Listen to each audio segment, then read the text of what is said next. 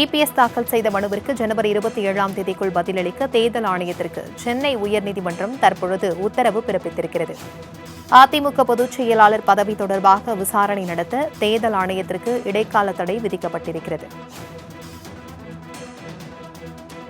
இதுகுறித்தான கூடுதல் விவரங்களுடன் இணைகிறார் எம்முடைய செய்தியாளர் கிருஷ்ணா. இது குறித்தான விவரங்கள். வணக்கம். அதிமுக பொதுச் செயலாளராக எடப்பாடி பழனிசாமி தேர்வு செய்யப்பட்டதற்கு எதிர்ப்பு தெரிவித்து அளிக்கப்பட்ட மனுக்கள் மீது விசாரணை நடத்த தேர்தல் ஆணையத்துக்கு இடைக்கால தடை விதித்து தற்போது சென்னை உயர்நீதிமன்றம் உத்தரவிட்டிருக்கிறது. அதிமுக உட்கட்சி விவகாரம் தொடர்பாக நிலுவையில் உள்ள உரிமையல் வழக்குகளில் முடிவு காணும் வரை அதிமுகவிற்கு இரட்டை இலை சின்னம் ஒதுக்கக்கூடாது என்று சூரியமூர்த்தி என்பவர் சென்னை உயர்நீதிமன்றத்தில் வழக்கு தொடர்ந்திருந்தார். இந்த வழக்கு விசாரணையின் போது மனுதாரின் கோரிக்கையை 4 வாரத்தில் பரிசீலித்து முடிவெடுக்கப்படும் என்று தேர்தல் ஆணையம் தரப்பில் தெரிவிக்கப்பட்டது. இதனை பதிவு செய்து கொண்ட உயர்நீதிமன்றம் 4 வாரங்களில் மனுவை பரிசீலித்து முடிவெடுக்க உத்தரவிட்டு வழக்கை முடித்து வைத்து உத்தரவிட்டிருந்தார்கள்.